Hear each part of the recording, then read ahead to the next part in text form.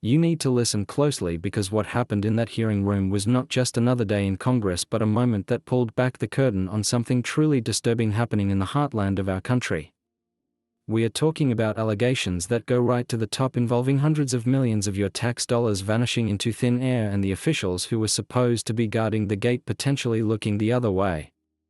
Representative Paulina Luna did not just ask questions, she practically put the entire state administration of Minnesota on trial, and the evidence she pointed to suggests a level of negligence that borders on complicity. If you care about where your hard-earned paycheck goes and if you believe that the rule of law must apply to everyone regardless of their political title, then you cannot afford to miss a second of this breakdown. We are going to expose the details of the criminal referrals she is planning against Governor Tim Walz and Attorney General Keith Ellison, and we will discuss why she believes they let the largest pandemic fraud scheme in history happen on their watch. By the end of this video you will understand exactly why Representative Luna is calling for such drastic measures and what this means for the future of accountability in Washington. It is a story of betrayal of public trust and a fight to restore integrity to a system that feels broken. So settle in and get ready because we are diving deep into the facts that the mainstream media often glosses over. The atmosphere in the oversight hearing was electric with tension as Representative Luna took the microphone, and she wasted absolutely no time in setting the tone for what would be a blistering critique of the leadership in Minnesota. She wasn't interested in vague platitudes or bureaucratic excuses. She wanted answers about how a massive scheme to defraud the federal government was allowed to fester for so long. We are talking about the Feeding Our Future scandal, which prosecutors have called one of the largest fraud cases specifically targeting pandemic relief funds in the entire nation. The numbers are staggering and represent a theft of resources that were intended to feed hungry children during a global crisis. Instead of going to those kids, that money allegedly went to luxury cars, real estate, and lavish vacations for the fraudsters. But Luna's focus wasn't just on the criminals who stole the money. Her laser sights were trained on the government officials who signed the checks. She made it crystal clear that she believes the buck stops with the leadership in Minnesota, specifically pointing fingers at Governor Walz and Attorney General Ellison. Before we go any further into these explosive allegations, I want to hear from you. Do you think state governors and attorneys general should be held criminally liable if federal funds are stolen under their watch? Leave a comment down below with a simple yes or no and tell me why, because I read every single one of your thoughts. And if you want to stay ahead of the curve on these hearings, make sure you hit that subscribe button right now. Representative Luna laid out a case that suggests this was not merely an accident or a simple oversight but a failure of leadership so profound that it requires criminal investigation. She argued that the warning signs were there and the red flags were waving frantically, but the state government kept the money flowing anyway. It raises the uncomfortable question of whether this was incompetence or something far more sinister involving political alliances and willful blindness. When you look at the timeline, it becomes even more infuriating for the average taxpayer who follows the rules and pays their share. Luna emphasized that while regular Americans were struggling to keep their businesses afloat and their families fed during the lockdowns, the oversight mechanisms in Minnesota seemed to be on vacation. She is pushing for criminal referrals because she believes that administrative slaps on the wrist are simply not enough when the scale of the loss is this massive. This brings us to a critical point about the role of Congress in holding state officials accountable for federal dollars. Usually states manage these programs with a degree of autonomy, but when the fraud reaches $250 million, the federal government has to step in. Luna is essentially arguing that federalism does not mean immunity from consequences, especially when federal tax dollars are the ones being siphoned off. It is a bold move to target a sitting governor and an attorney general with criminal referrals, and it signals that the Republican caucus is no longer content with just holding hearings that lead to nowhere. They want action, and they want to see people in handcuffs if it is proven that they facilitated this theft.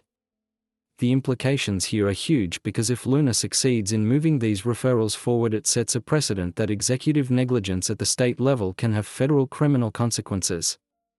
Now, I know many of you watching this have seen government waste before, but the specifics of this Minnesota case are on a different level entirely. We are looking at a situation where legitimate charities were allegedly pushed aside or scrutinized while this fraudulent group was reportedly given a fast lane to the Treasury. That is the core of Luna's argument regarding the corruption and the pay-to-play atmosphere she alluded to. Let's take a quick pause here because I really need to emphasize how important your support is to this channel. We are independent and we rely on viewers like you to help us get the truth out there against the narrative of the big corporate networks. If you appreciate us digging into these hearings, please give this video a thumbs up and share it with a friend who needs to wake up to what is happening. Moving beyond the financial fraud, Representative Luna pivoted to another issue that poses a direct threat to our national security and the integrity of our information. She brought up the serious problem of leaks within our government and the role of the press in disseminating classified or sensitive information. This wasn't just a general complaint, she specifically mentioned summoning a journalist who has been involved in publishing leaked materials. This is a battle line that has been drawn between the need for a free press and the absolute necessity of maintaining operational security within the government. Luna's position is that when leaks compromise investigations or national safety, the individuals responsible, including those who publish the stolen info, must answer for it. It is a stance that resonates with anyone who believes that laws regarding classified information should apply to everyone, not just the little guys. She is tired of seeing high-level secrets splashed across the front pages while the leakers hide behind the shield of anonymity. By proposing to summon this journalist, she is sending a warning shot that the days of consequence-free leaking might be coming to an end. It is about protecting the institutions that keep us safe and ensuring that the media isn't used as a tool to undermine legitimate government functions. Then the Congresswoman shifted gears to what might be the most controversial and fiery part of her presentation, which is the issue of immigration and citizenship. She didn't mince words when she declared that United States citizenship is a privilege and not a right to be taken for granted. This is a fundamental conservative principle that resonates deeply with those of us who believe in the sanctity of our borders and the rule of law. Luna proposed a rigorous approach to dealing with immigrants who commit crimes after being welcomed into our country. She is talking about denaturalization, which is the process of stripping citizenship from those who obtained it and then betrayed the laws of this nation. It is a severe penalty, but one that she argues is necessary to maintain the integrity of our immigration system. Think about the message it sends when someone comes here, takes the oath of allegiance, and then turns around and commits felonies or defrauds the government. Representative Luna is saying that if you break the social contract, you forfeit the privilege of calling yourself an American. It is a strong deterrent and a way to ensure that we are not importing criminal elements into our communities. She went even further by suggesting specific actions for where these individuals should be sent once they are stripped of their status. She specifically mentioned utilizing facilities in countries like El Salvador, which has taken a hardline approach to gang violence and criminality in recent years. This isn't just about deportation, it is about ensuring that these criminals are actually held accountable and not just released back into the shadows. This proposal highlights a growing frustration among Americans who feel that our hospitality is being abused. We are a nation of laws, and when those laws are mocked by people who were given the gift of entry, it stings. Luna's rhetoric here is designed to rally those who want to see a return to order and a system that prioritizes the safety of citizens over the comfort of criminals. The idea of sending criminal aliens to detention centers abroad is a novel solution to the problem of catch and release and the revolving door of our justice system. It shows that Luna is thinking outside the box and is willing to explore every avenue to protect the American public. Whether or not you agree with the specifics, you have to admire the tenacity and the willingness to tackle the tough issues head-on. We are seeing a new breed of Republican lawmaker in Paulina Luna, one who is media-savvy and unafraid of the establishment. She understands that the old ways of doing business in Washington have failed us and that drastic times call for drastic measures. Her performance in this hearing was a testament to her commitment to the people who sent her to Congress. But this fight is far from over, and the opposition is going to fight tooth and nail to protect their own and bury these allegations. That is why we need to keep the pressure on and keep shining a light on the dark corners of bureaucracy. The mainstream media will try to paint her as an extremist, but we know that demanding accountability is the most patriotic thing you can do. Before we wrap up this segment, I want to ask you to do one more thing for the cause of truth. If you haven't already, please subscribe to the channel and turn on that notification bell so you never miss an update on this developing story. We are going to be following Representative Luna's crusade every step of the way, and you won't want to be left in the dark. In the next part of our deep dive, we are going to look closer at the specific evidence linking the governor's office to the fraud and what legal experts are saying about the chances of these criminal referrals sticking. We will also explore the reaction from the Minnesota officials and how they are trying to spin this disaster. Stay tuned because the rabbit hole goes much deeper than you can imagine. We have to peel back the layers of this onion to truly understand the magnitude of what Representative Luna is fighting against, because the devil is always in the details. The scheme known as Feeding Our Future was not some sophisticated cyber heist that required genius hackers to pull off, but rather a brazen exploitation of lax rules and blind oversight. The allegations suggest that fraudsters simply made up names of children who did not exist and claimed to be feeding them millions of meals that were never cooked. It was a paper crime where invoices were submitted for reimbursement and the state government just kept signing the checks without asking the hard questions. For the average American senior who has to document every penny to get their Social Security or Medicare benefits, the idea that hundreds of millions could be handed out so easily is insulting. Representative Luna pointed out that while regular citizens are audited for minor mistakes on their tax returns, these organizations were operating with seemingly zero accountability. This double standard is what drives the anger in hearings like this, because it feels like there is one set of rules for us and no rules at all for the politically connected.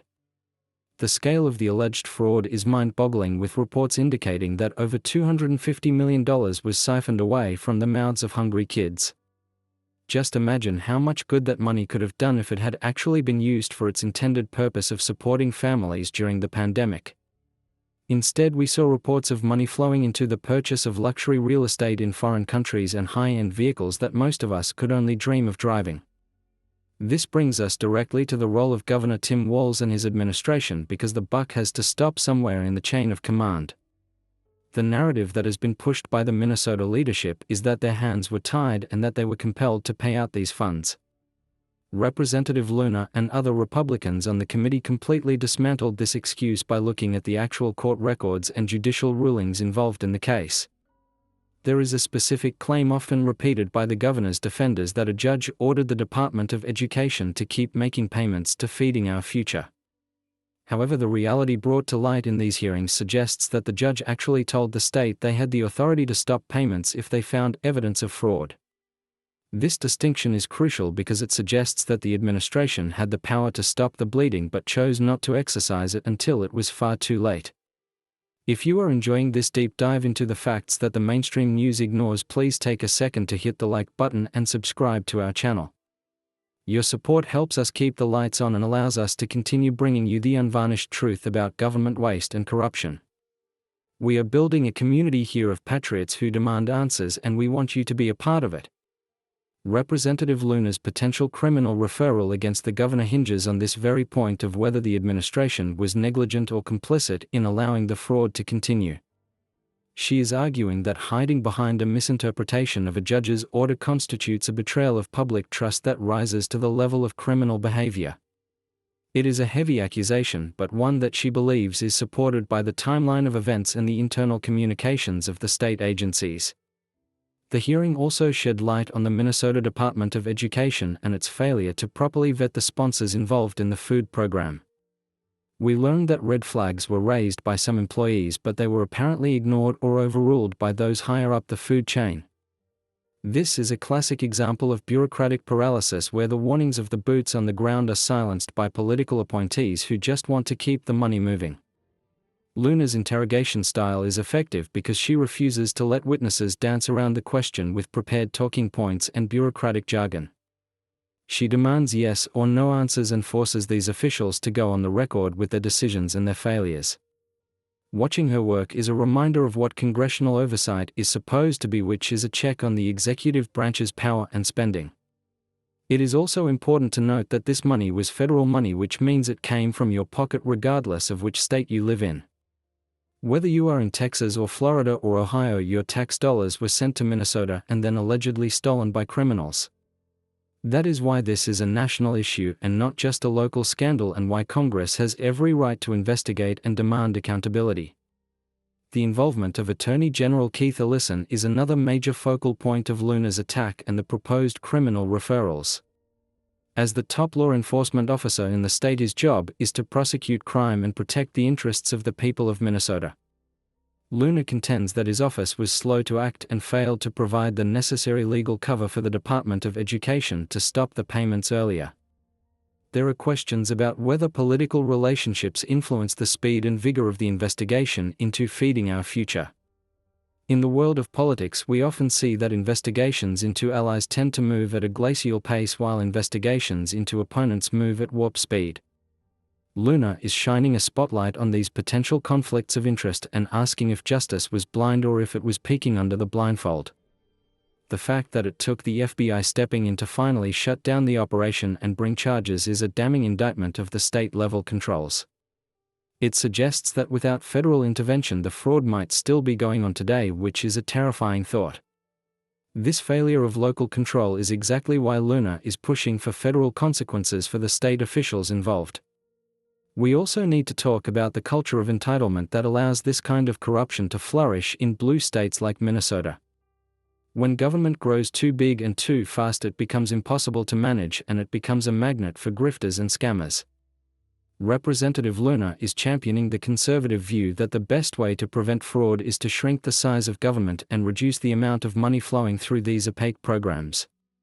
Now I want to hear your opinion on the accountability of these high-ranking officials who claim they didn't know what was happening.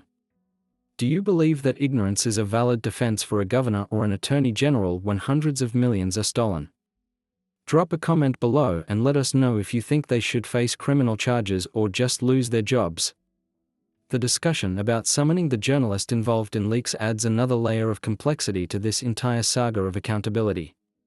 While the media often circles the wagons to protect their own, Luna is arguing that there is no special privilege when national security or criminal investigations are compromised.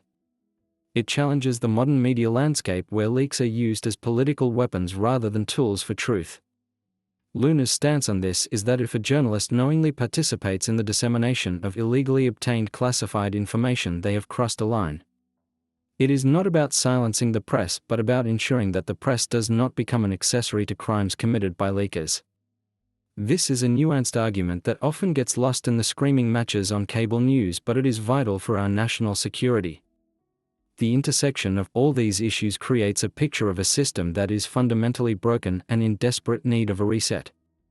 You have massive financial fraud mixed with potential executive negligence and a media that seems more interested in playing politics than reporting facts. Representative Luna represents the frustration of millions of Americans who feel that the system is rigged against them. Her proposal to strip citizenship from immigrants who commit crimes is the final piece of this puzzle of restoring law and order. It ties back to the fraud case because many of the individuals indicted in the Feeding Our Future scandal were from immigrant communities. Luna is making the connection that if we are generous enough to grant you entry and citizenship, you must respect our laws. This is not about being anti-immigrant but about being pro-law and pro-American taxpayer. The argument is that citizenship is a compact between the individual and the state, and if you break that compact through criminal acts, you void the contract. It is a harsh reality, but one that is gaining traction as Americans watch their cities struggle with crime and disorder. The proposal to deport these individuals to facilities in El Salvador is a pragmatic solution to the problem of countries refusing to take back their criminal deportees. It shows that Luna is looking for actionable solutions rather than just complaining about the problem. It sends a message to the world that the United States is no longer going to be a dumping ground for the world's problems. As we look toward the next steps in this process, we have to wonder if the Department of Justice will actually take up these referrals. We know that the DOJ has been weaponized in recent years, but the evidence here might be too overwhelming to ignore. Luna is forcing their hand and putting them in a position where they have to either act or expose their bias for all to see. This is a long game, and Representative Luna is playing it with a level of strategic skill that is impressive for a relatively new member of Congress. She is building a case not just for a court of law but for the court of public opinion. She knows that even if the DOJ declines to prosecute, the American people will see the facts and make their own judgments at the ballot box. We are going to keep tracking this story because it touches on the fundamental pillars of our republic, which are justice and accountability. You deserve to know how your money is spent and who is responsible when it is stolen. The mainstream media might want this story to go away, but we are not going to let that happen. Before we move on to the next segment, I have a small favor to ask of you loyal viewers. If you believe in the work we are doing here, please share this video on your social media and help us grow this movement. Every share helps us bypass the algorithms that try to suppress conservative voices. In the next part of this series, we will examine the specific legal statutes that Luna is citing for the denaturalization proposal. We will also look at the historical precedents for stripping citizenship and why this might be the most effective tool we have to fight imported crime. You won't want to miss the historical context that proves this isn't a radical new idea, but a return to traditional American values. We have to understand that the concept of denaturalization is not some radical invention created by Representative Luna to punish political enemies, but is actually a deeply rooted legal principle in the United States. The media wants you to believe that once someone raises their right hand and takes the oath, they are untouchable no matter what crimes they committed to get there or what they do afterwards. But the law says otherwise, and Luna is simply dusting off a statute that was designed to protect the sanctity of American citizenship from fraudsters and criminals. If you obtained your status by lying on your application or by concealing criminal activities, then your citizenship was void from the very beginning. It is exactly like a marriage annulment where the contract is dissolved because it was based on a lie to start with. The proposal to apply this to the individuals involved in the Minnesota fraud scandal is sending shockwaves through the liberal establishment because it challenges their narrative of open borders and consequence-free immigration. They are terrified that if we start pulling the thread on these fraudsters, the entire sweater of their permissive immigration policies might unravel.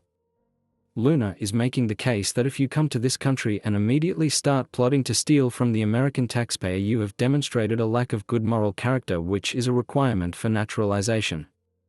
This is common sense to the average American who believes that we should welcome those who want to contribute, not those who want to leech off the system. When you look at the history of denaturalization, it has been used against some of the worst people to ever set foot on our soil, including war criminals and terrorists. We stripped the citizenship of former Nazis who lied about their pasts to hide in our suburbs, and we have done the same to terrorists who concealed their affiliations. Representative Luna is arguing that stealing $250 million from hungry children during a national emergency puts you in a category that deserves the ultimate civil penalty. It is about drawing a line in the sand and saying that our generosity has limits, and those limits are defined by the law. The reaction from the Democrats and their allies in the mainstream media has been predictable and hysterical as they attempt to paint Luna as a xenophobe for even suggesting this. They use emotional language to distract from the cold hard facts of the crime and the betrayal of public trust. They want you to feel sorry for the criminals who might lose their status rather than the taxpayers who were robbed blind. This is the classic deflection tactic used whenever a conservative tries to enforce the rules that are already on the books. I want to pause here and ask you a serious question about the value of American citizenship.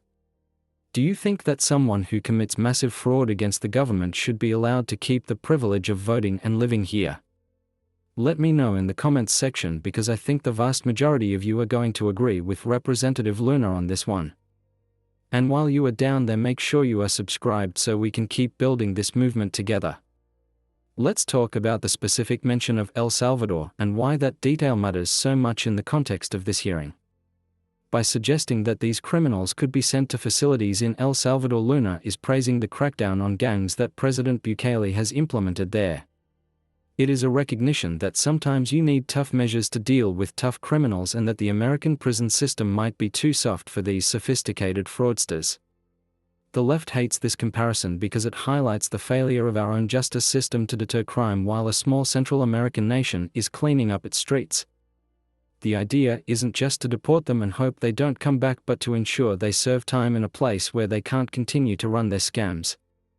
It addresses the catch and release problem where deportees often find their way back across the border within weeks. Luna is looking for a permanent solution to a problem that has plagued our immigration enforcement for decades. It is a bold and perhaps controversial idea, but it shows that she is thinking about the end game and not just the soundbite. This connects back to the broader theme of the hearing, which is the total lack of accountability for the political class that allowed this to happen. Governor Walz and Attorney General Ellison are hoping that if they ignore this long enough, the news cycle will move on and people will forget. but by attaching the explosive issue of immigration and denaturalization to the financial fraud, Luna ensures that this story stays in the headlines. She is forcing the Democrats to defend not just their mismanagement of funds but also their protection of criminal immigrants. We are seeing a strategy here that is designed to expose the soft underbelly of the progressive agenda, which prioritizes the rights of the criminal over the safety of the community. When you have state officials who seem more concerned with political correctness than with stopping fraud, you get disasters like Feeding Our Future. The fact that it took a Republican congresswoman from Florida to come to Minnesota and demand answers is a slap in the face to the local voters who have been misled. It shows that the local media in Minnesota failed to do their job and hold their own leaders accountable. Representative Luna also touched on the issue of the journalist and the leaks, which is another flank in her war against the corrupt establishment. By threatening to summon a reporter, she is challenging the sacred cow of the press corps and asserting that they are not above the law. The media will scream about the First Amendment, but Luna is focused on the Espionage Act and the damage that leaks do to our republic. It is a battle between the right to know and the right of the government to function without being sabotaged from within. This hearing was not just about looking backward at money that is already gone, but about setting a precedent for the future. If we don't punish this fraud severely and if we don't hold the enablers accountable, it will happen again, and the next time the price tag will be even higher. The fraudsters are watching, and if they see that the worst that happens is a slap on the wrist, they will be emboldened. Luna is trying to put the fear of God into anyone thinking about stealing from the US Treasury. The contrast between the way this hearing was conducted and the way the Democrats ran their committees is night and day. Luna was prepared with documents and dates and specific legal citations, while the other side offered nothing but deflections. It is refreshing to see a member of Congress who actually does the homework and shows up ready to fight for the truth. This is the kind of energy we need more of in Washington if we are ever going to drain the swamp. The proposal for criminal referrals is the first step, but the real test will be whether the House leadership backs her up and pushes this all the way. We need to see Speaker Johnson and the rest of the GOP leadership stand shoulder to shoulder with Luna and demand action from the DOJ. If they let her stand alone on this, it will be a signal that they are not serious about fighting corruption. We have seen too many show ponies in Congress who make a lot of noise and then disappear when the going gets tough. I truly believe that we are at a tipping point in this country where the people are no longer willing to accept the lies and the theft. The Feeding Our Future scandal is just one example of a rot that goes deep into the administrative state. When you combine that with an open border and a justice system that treats criminals like victims, you have a recipe for national decline. Representative Luna is fighting to reverse that decline, and she needs our support to keep going. If you are as fed up as I am with seeing your tax dollars wasted and your laws mocked, then you need to get involved. Share this video with your friends and family and start the conversation about what is really happening in our country. We can't rely on the nightly news to tell us the truth, so we have to be the town criers for our own communities. Make sure you hit that subscribe button and ring the bell so you are notified the second we drop the next update. We also need to consider the message that stripping citizenship sends to the millions of legal immigrants who played by the rules. It tells them that their effort and their honesty are valued and that we distinguish between those who respect our laws and those who don't. It honors the immigrant who waited in line and took the test and swore the oath with a sincere heart.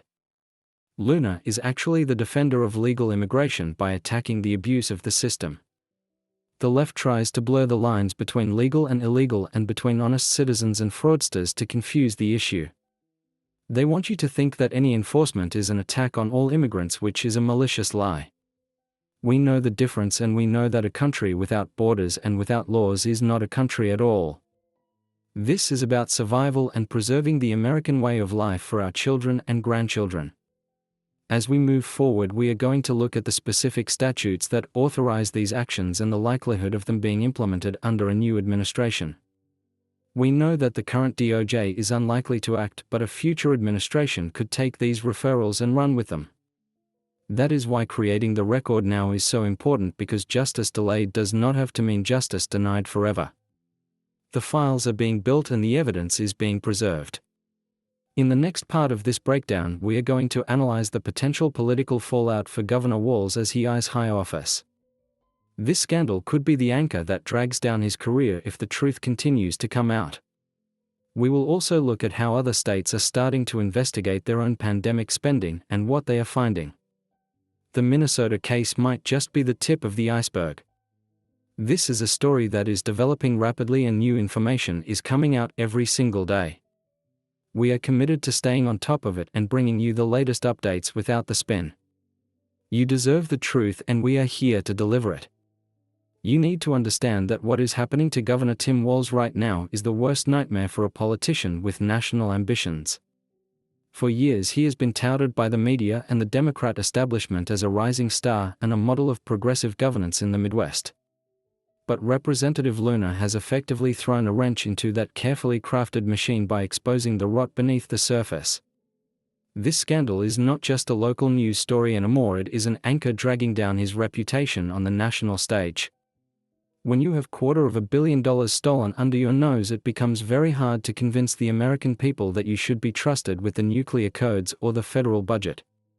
The timing of this could not be worse for the Democrats as they try to position themselves as the party of competence and responsible government. Luna is dismantling that image piece by piece and showing that behind the smooth speeches and the media praise there is a chaotic lack of oversight. She is asking the question that every voter should be asking, which is, if you can't manage a food program in one state, how can you manage the entire country? It is a devastating line of attack because it cuts through the ideology and goes straight to the issue of basic executive capability. We are seeing a pattern here where blue state governors are shielded from scrutiny until the evidence becomes too overwhelming to ignore. In Minnesota, the local press was largely asleep at the wheel while independent journalists and now congressional Republicans are doing the heavy lifting. This protection racket allows incompetence to fester until it explodes into a massive federal case like Feeding Our Future. It makes you wonder how many other programs in how many other states are currently bleeding money that we just don't know about yet. This brings us to a critical comparison because not every state dealt with pandemic relief funds in the same way. While Minnesota was allegedly handing out cash to anyone with a fake invoice, states like Florida and Texas were implementing tighter controls.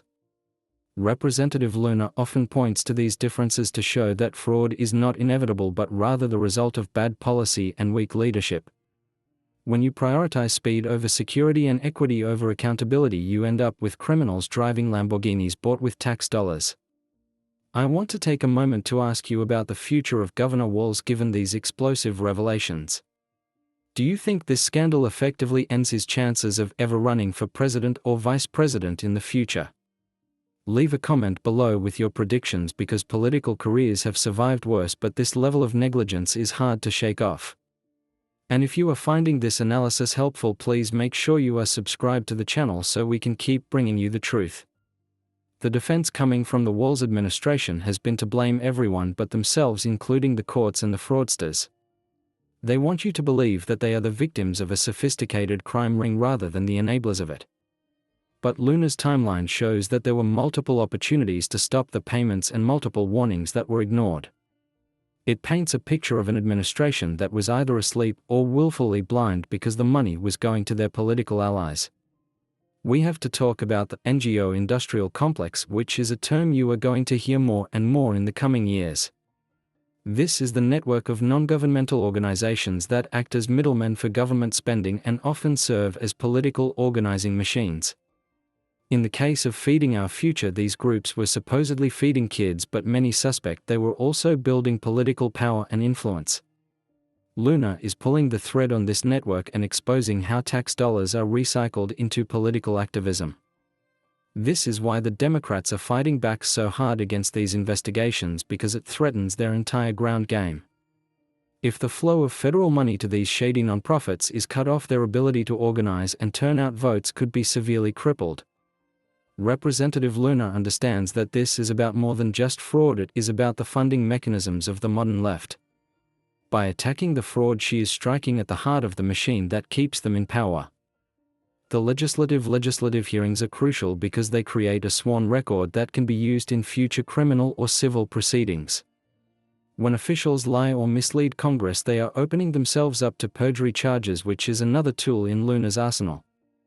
She is methodically trapping them in their own contradictions and forcing them to admit facts that they have tried to hide for years.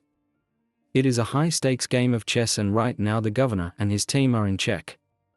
Let's not forget the victims in all of this, who are the actual children in need who didn't get the meals they were promised. While the fraudsters were getting rich, the vulnerable populations in Minnesota were being used as props for a criminal enterprise. It is sickening to think about, and it exposes the hollow morality of those who claim to be champions of the poor while letting them be exploited. Luna's anger in the hearing is a reflection of the anger that decent people feel when they see charity turned into a scam.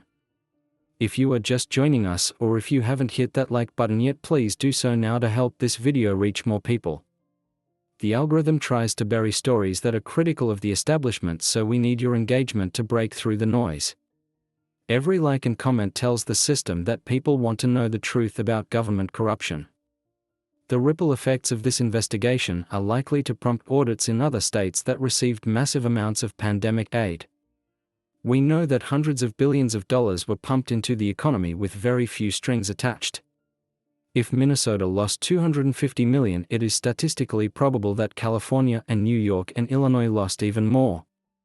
Luna is effectively lighting a fuse that could lead to a nationwide explosion of fraud revelations. This is why the establishment is so terrified of her, and why they are trying to dismiss her as a conspiracy theorist. They know that if the American people truly understood the scale of the theft, there would be a revolution at the ballot box. We are talking about generational theft, where our grandchildren will be paying off the debt for money that was stolen by criminals today. It is a moral outrage, and it demands a reckoning. The role of the FBI in this case is also interesting, because they stepped in when the state failed to act. However, we have to ask why it took so long and why the federal oversight was not in place from day one. It highlights the structural problems with how Washington pushes money out the door without ensuring that it lands in the right hands. Luna is advocating for a system where federal dollars come with federal handcuffs for anyone who misuses them. Governor Walz is now in a position where he has to spend his time defending his record rather than promoting his agenda. He is on the defensive, and in politics, if you are explaining, you are losing. The criminal referrals that Luna is preparing will hang over his head like a dark cloud for the rest of his term. Even if charges are never filed, the suspicion and the stigma will remain. We also have to consider the impact this has on the morale of the honest government employees who tried to blow the whistle. They were ignored and marginalized by their superiors, and now they are being vindicated by Congress. It sends a message that speaking up is dangerous in these administrations, but that eventually the truth will come out.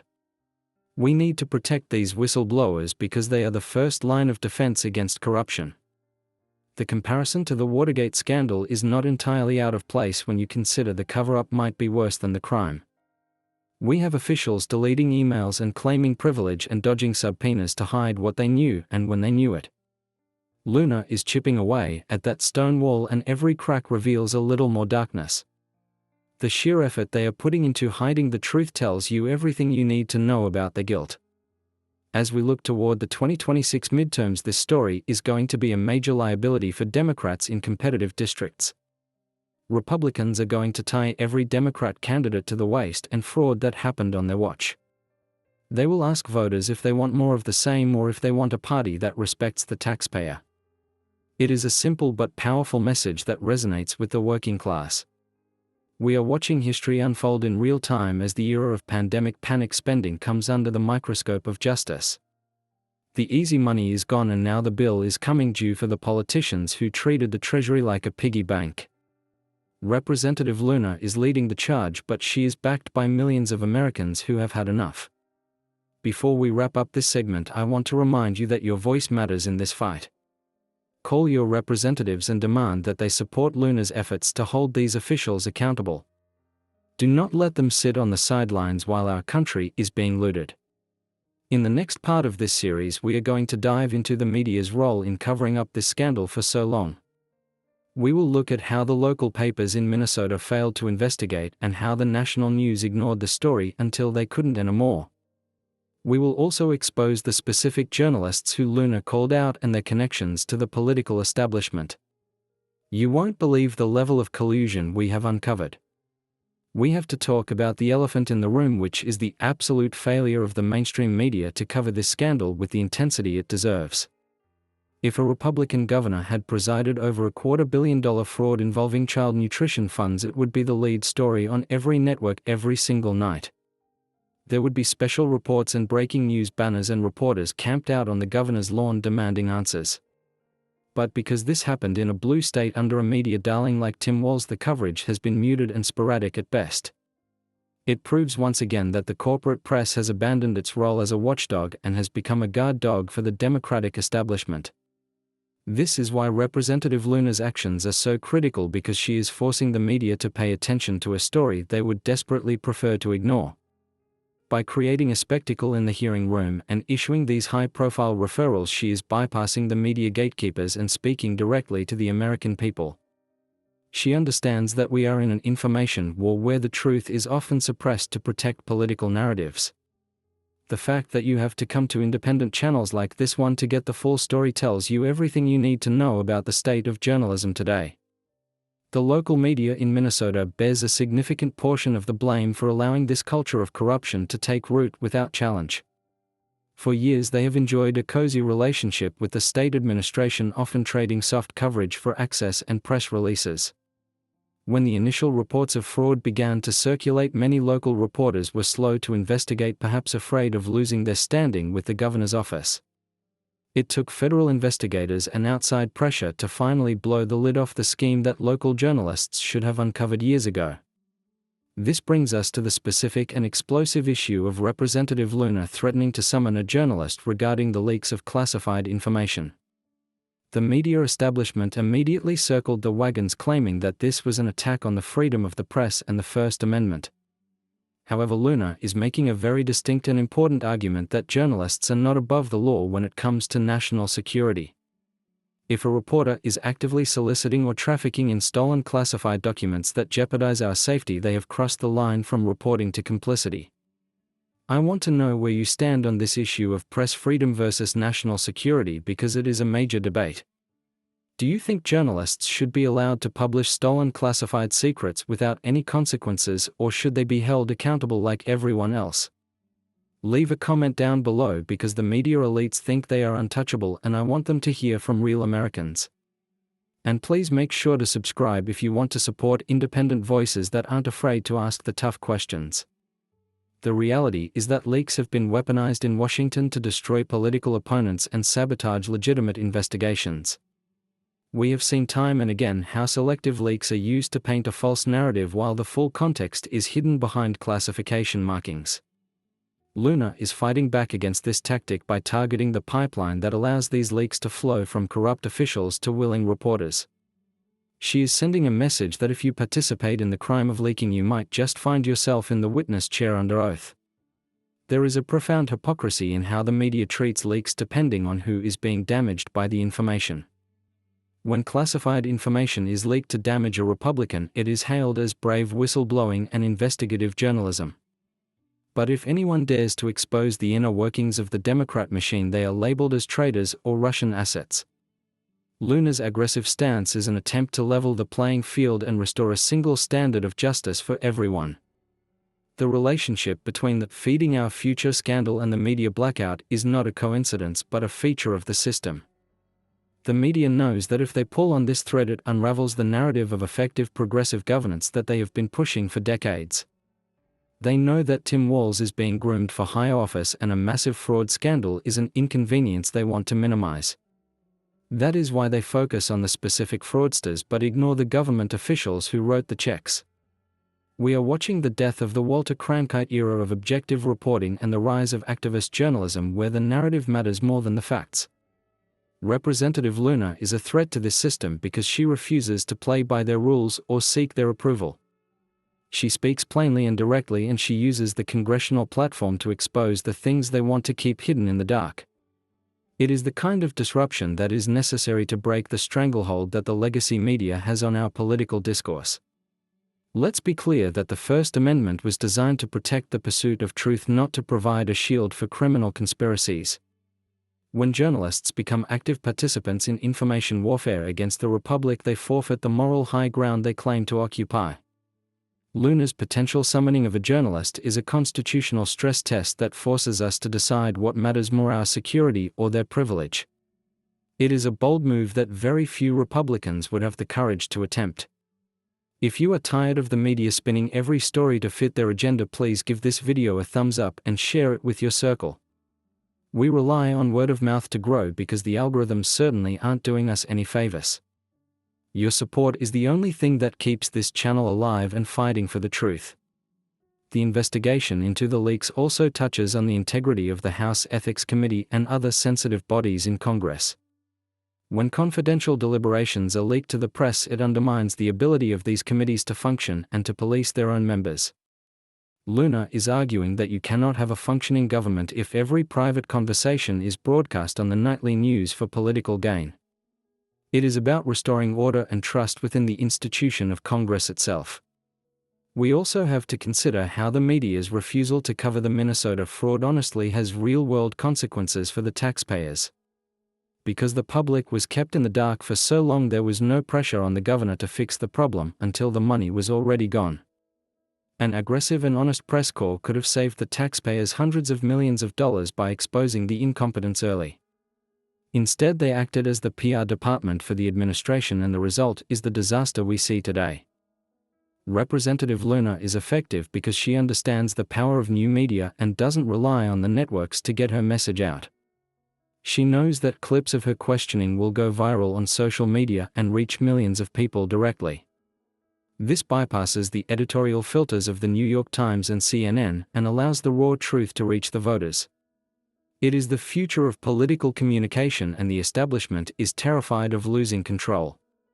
As we look at the broader picture, it becomes clear that the fight against financial fraud and the fight against media bias are actually the same fight. They are both battles against a corrupt establishment that protects its own at the expense of the American people. When Luna goes after the fraudsters and the leakers, she is fighting a two-front war against the pillars of the swamp. It is an uphill battle, but one that is absolutely necessary if we want to save our country. In the next part of our deep dive, we are going to look at the reaction from the voters in Minnesota and across the country to these revelations. We will analyze polling data that suggests a shifting tide in key swing states as people realize the extent of the corruption. We will also discuss what you can do as a citizen to demand accountability from your own local officials so this doesn't happen in your backyard. You won't want to miss the practical steps we will outline for taking back our government. The media will try to tell you that this hearing was just political theater and that nothing will come of it. But we know that when the facts are this damning, they take on a life of their own that no amount of spin can suppress. The seeds of accountability have been planted, and now it is up to us to water them with our attention and our votes. Stay tuned because the storm is just beginning. You can feel the ground shifting beneath our feet because for the first time in a long time the average voter is paying attention to the details of state government corruption.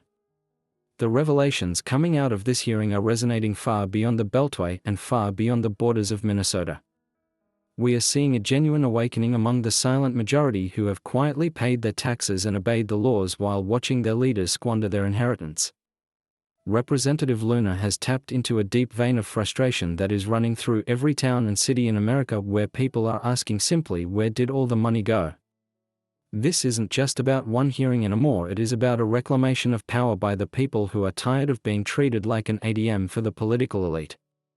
The polling data that the establishment tries to hide suggests a massive erosion of trust in these blue state strongholds that were once considered safe havens for the Democrat Party. People are realizing that high taxes do not buy better services but instead fund massive graft and incompetence, like we saw with Feeding Our Future. The narrative that the Democrats are the party of the little guy is shattering under the weight of $250 million fraud schemes that benefit the well-connected. Voters are starting to connect the dots between the inflation at the grocery store and the waste in the state capitol, and they are furious. This scandal is potentially the tipping point that puts Minnesota and states like it back in play for conservatives who offer a platform of fiscal sanity and law and order. The myth of Minnesota nice has been exploited by politicians who counted on the politeness of the citizenry to avoid asking tough questions. But as Luna showed in that hearing room, being nice does not mean being a doormat for corruption. The voters are waking up to the reality that they have been taken advantage of and their anger is going to manifest at the ballot box. I want to ask you a question about your own local government because this is critical to stopping the next fraud before it starts. Do you know who sits on your local school board or city council, and do you know how they are spending the federal grants they receive? Leave a comment below telling me if you have ever looked at your town's budget, because that is where the real fight begins. And if you want to learn how to be a watchdog in your own community, make sure you subscribe right now because we are going to teach you. The reality is that the fraud in Minnesota was able to happen because nobody was watching the watchers until it was too late. The most effective check on government power isn't the FBI or Congress but an engaged citizenry that refuses to look away. Representative Luna is doing her part in Washington, but she needs an army of patriots at the local level to do the heavy lifting in their own backyards. We need you to start attending council meetings and demanding to see the receipts and asking the uncomfortable questions that make bureaucrats sweat. We are witnessing a migration of common-sense Americans who are fleeing these high-tax and high-corruption states for places that respect their liberty and their wallet. This voting with your feet is a powerful signal that the current model of big government liberalism is failing spectacularly.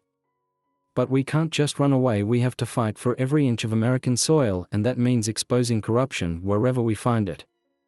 The lesson of the Feeding Our Future scandal is that if you take your eye off the ball, the thieves will steal the stadium. This movement is about more than just Republican versus Democrat, it is about the insiders versus the outsiders. The insiders have the money and the media and the bureaucracy on their side, but we have the numbers and the truth. When a fearless leader like Luna stands up and speaks truth to power, it emboldens millions of others to do the same in their daily lives. We are seeing parents stand up to school boards and taxpayers stand up to city halls, and it is a beautiful thing to behold. The establishment is terrified of this populist energy because it cannot be controlled or bought off with slick ads and campaign promises. They know that once the people realize they have the power to stop the steal, the game is over for the grifters. That is why they are attacking Luna so viciously, because they want to make an example of her to discourage you from following her lead. But their attacks are backfiring because every time they try to silence her, they just amplify her message. If you are finding value in this breakdown and you want to be part of the solution, please hit that like button to help boost this video in the algorithm. We are fighting a digital guerrilla war against censorship, and your engagement is our most powerful weapon. Share this with your neighbors and start a conversation about what is happening in your own community. The practical steps you can take are simpler than you might think, and they start with demanding transparency from your local officials. You have the right to file public records requests to see contracts and emails and financial statements. You have the right to know exactly which nonprofits are receiving tax dollars and what they are doing with that money.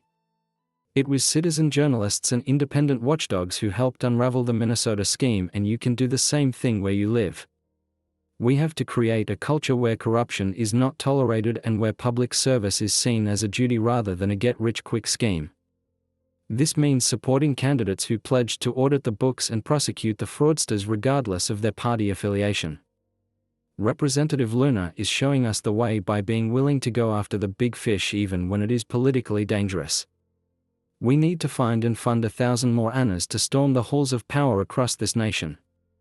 The upcoming election cycle is going to be defined by this struggle between the corrupt status quo and the reform-minded insurgents. The Democrats are going to try to distract you with social issues and fear-mongering, but we are going to keep the focus on their record of failure.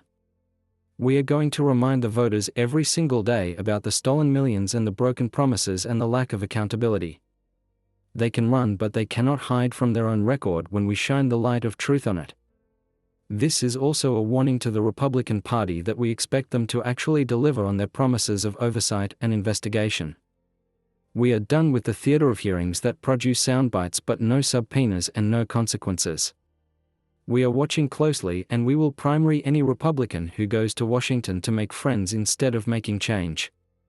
The standard has been raised, and anyone who cannot meet it needs to step aside. The potential for criminal referrals against Governor Walz and Attorney General Ellison is a test of our justice system's willingness to punish the powerful. If they are allowed to skate, it will confirm that we have a two-tiered system of justice, and it will further radicalize the electorate. But if we can force the system to work even once, it will send a shockwave of fear through every corrupt official in America. That is the prize we are fighting for, and it is worth every ounce of effort. We are building a coalition of the sane and the serious who understand that a country cannot survive if it allows its treasury to be looted with impunity. We are bridging the divide between different groups of Americans who all share the same desire for honest government. Whether you are a parent or a small business owner or a retiree, you have a stake in this fight. The money they stole was meant for the hungry, but they took it to feed their own greed. As we prepare to close out this series in the next segment, we are going to summarize the entire case against the Minnesota machine. We will recap the key players and the critical evidence and the specific laws that were broken. We want you to have all the facts at your fingertips so you can win the argument at the water cooler or the dinner table. Knowledge is power, and we are arming you with the truth. This is not the time to be passive or cynical, because that is exactly what the corrupt establishment wants you to be. They want you to think that nothing matters and that nothing can change, so that you stay home and stay quiet. But we know better, and we know that when we stand together, we are an unstoppable force for good. The tide is turning, and you are the reason why.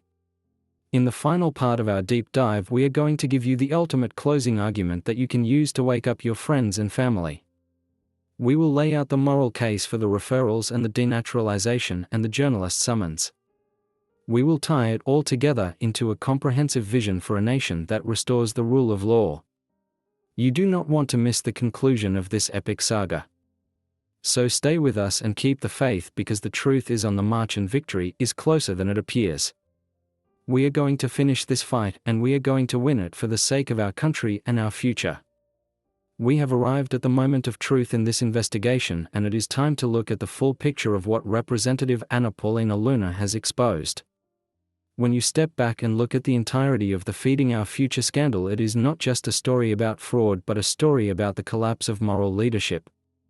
We have presented the evidence that shows a systematic failure by the state of Minnesota to protect the assets of the American people. We have shown you how Governor Tim Walz and Attorney General Keith Ellison allegedly allowed a criminal enterprise to siphon off $250 million while they stood by and watched. This is not an allegation we make lightly, but one that is backed by court records and internal emails and the undeniable reality of the missing money. The defense offered by the Democrats that they were bound by a court order to keep paying the fraudsters has been proven to be a fabrication. We know now that the judge in the case explicitly stated that the Department of Education had the authority to stop payments if they suspected fraud. This means that every single check that went out after that point was a choice made by the administration to prioritize political expediency over financial security. They chose the path of least resistance, and because of that choice, criminals were able to buy luxury cars and real estate with money meant for starving children. That is the indictment that history will record against this administration, regardless of how the mainstream media tries to spin it. Representative Luna's decision to issue criminal referrals is the only logical response to a betrayal of this magnitude. In a functioning republic, there must be consequences when public officials fail so spectacularly in their duties. If a private CEO allowed this kind of theft to happen in their company, they would be fired and sued and likely prosecuted. Why should we hold our elected leaders to a lower standard than we hold the private sector? The answer is that we shouldn't, and Luna is fighting to ensure that the concept of equal justice under the law is not just a slogan but a reality. The proposal to strip the citizenship of those involved in this fraud is perhaps the most controversial but also the most necessary part of this conversation. We have to decide as a nation if American citizenship is a participation trophy or a sacred covenant. Luna is arguing that when you defraud the nation that took you in, you have broken that covenant and you have forfeited your right to remain. It is a harsh penalty, but it is one that fits the crime of stealing from the most vulnerable during a time of national crisis. It sends a message to every future immigrant that we welcome you with open arms, but we expect you to honor our laws and our generosity. We also cannot overlook the role of the media in this cover-up and their complicity in the culture of leaks that undermines our security. By threatening to summon a journalist, Luna is drawing a line in the sand that says the press pass is not a license to traffic in stolen government secrets. The media will howl about their rights, but they often forget about their responsibilities to the truth and to the country.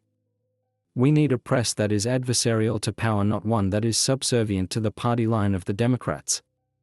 The reaction from the establishment to these hearings tells you everything you need to know about their fear. They are afraid because for the first time in a long time someone is actually looking under the hood of their operation. They are afraid that if the people truly understand how their money is spent, there will be a revolt that no amount of campaign spending can suppress. Representative Luna has struck a nerve, and she is not backing down despite the attacks and the smears. This brings us to the question of what kind of country we want to leave to our children and grandchildren. Do we want a country where the government is a looting ground for the politically connected and the corrupt? Or do we want a country where the rule of law prevails and where public service is treated as a sacred trust? The Feeding Our Future scandal is a warning sign of what happens when we let our guard down and assume that the government knows best. We are standing at a crossroads, and the direction we choose will determine the survival of our republic. The forces of corruption are strong, and they are entrenched in the bureaucracy and the media and the political parties. But the force of the American people, when they are awake and engaged, is stronger than any swamp creature in Washington. We have the power to change the course of history, but only if we are willing to fight for it. I want you to think about the hundreds of millions of dollars that were lost in Minnesota and imagine what that money could have done for our veterans or our infrastructure. Think about the schools that could have been improved and the roads that could have been fixed. That wealth was stolen from us, and it was stolen with the help of the people we elected to protect it. That should make you angry, and it should motivate you to get involved in the political process. The criminal referrals against Walz and Ellison are just the first step in a long process of accountability. We need to pressure the Department of Justice to do its job and investigate these claims without bias or favor. We need to support the whistleblowers who come forward to expose the rot from the inside. And we need to elect more representatives like Paulina Luna who are not afraid to flip the tables and ask the hard questions. This is not a partisan issue at its core, because theft is theft regardless of who is doing it. But it has become a partisan issue because one party seems determined to protect the thieves while the other is trying to stop them. We are inviting everyone, regardless of their past voting history, to join this movement for integrity and transparency. If you are tired of the lies and the theft, then you have a home here with us. As we conclude this deep dive, I want to leave you with a sense of hope, because the truth is finally coming out. The fact that we are having this conversation and that millions of people are watching these hearings is a victory in itself. The darkness cannot survive the light, and we are shining a spotlight on the darkest corners of the corruption. We have covered a lot of ground in this series, from the mechanics of the fraud to the legal theories of denaturalization. We have looked at the political fallout and the media bias and the power of the local voter. I hope that you feel more informed and more empowered than you did when we started. Education is the ultimate weapon against tyranny, and you are now armed with the facts. But knowledge without action is useless, so I am asking you to take what you have learned and put it to work. Share this video with 5 friends who need to see it and post it on your social media feeds. Write a letter to your editor or call your congressman and tell them you support Representative Luna. Do something today that moves the ball forward for the cause of liberty.